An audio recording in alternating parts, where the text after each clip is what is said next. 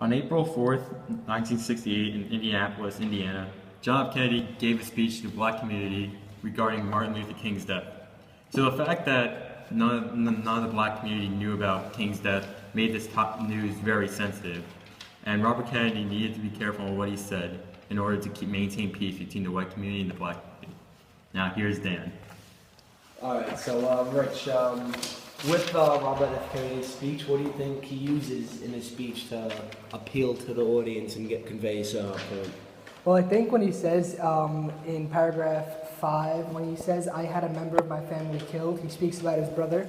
And he really downplays this because instead of saying this is the president who is being killed or even his brother, he just says a member of his family has been killed.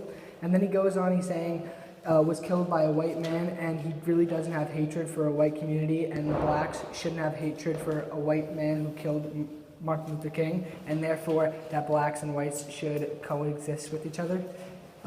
Do you find anything else that was interesting about this speech, Dan? Yeah, paragraph 7 uses a lot of, he goes, what we need in the United States is not division. What we need in the United States is not hatred. What we need in the United States is not violence or lawlessness, but love and wisdom and compassion toward one another and a feeling of justice toward those who will suffer when in our country, whether they be white or black.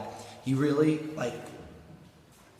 lays the point down, his main idea of what he's trying to convey to the people by using repetition, basically, by saying we can't divide, we have to stick together, we can't hate, and then he provides a concept of saying, but we have to love and use wisdom and compassion toward another, and no matter whether you're white or black.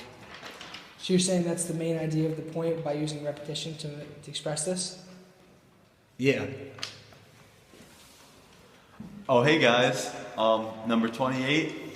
To keep his speech from leading to violence, RFK makes use of which of the following? Well, the first one is constantly repeating King's name and his desire for unity between races. And he does that by alluding to Martin Luther King's name in multiple paragraphs. The second bullet point is an ethical appeal based on the power of religion.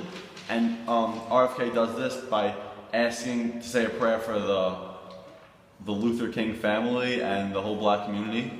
And the third bullet point says, emphasizing a common bond to show the connection between himself and his audience. And he does this when he says that his brother was also killed. So they really have like a bond or connection going. So that's why the answer is E, 1, 2, and 3.